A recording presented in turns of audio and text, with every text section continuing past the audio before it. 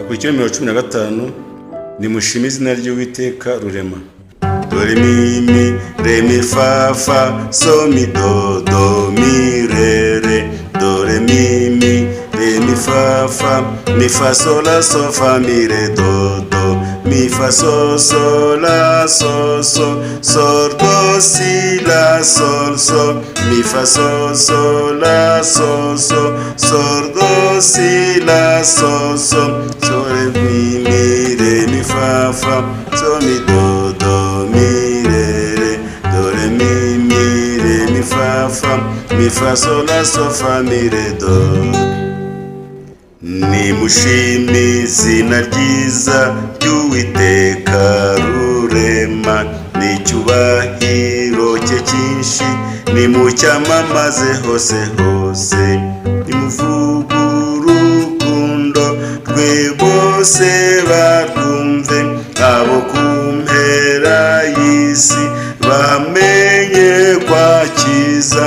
Urukundo rw'Uwiteka ruratemba kuruzi, kandi ubuntu bwe nibambe ntabwo bizashira iteka ryose.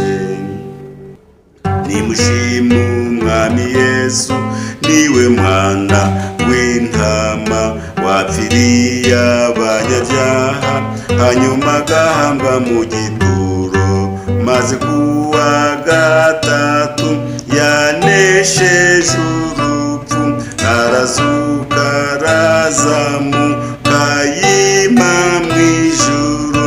Urukundo rw'Uwiteka ruratemba nk'uruzi, kandi ubuntu bwe nibambe ntabwo bizashira iteka ryose.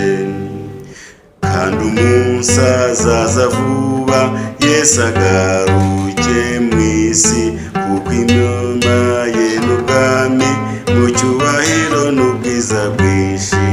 Isi n'ijuru byombi binezerwe hamwe, n'inyamaswa n'inyoni n'ibyaremwe byose. Urukundo rw'Uwiteka ruratemba nk'uruzi, kandi ubuntu bwe nibambe ntabwo bizashira iteka ryose.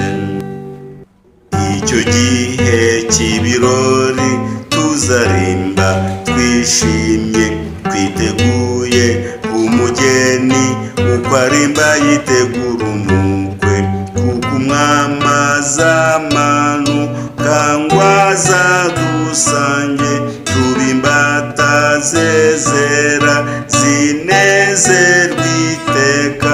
Urukundo rw'Uwiteka ruratemba kuruzi, kandi ubuntu bwe nibambe ntabwo bizashira iteka ryose.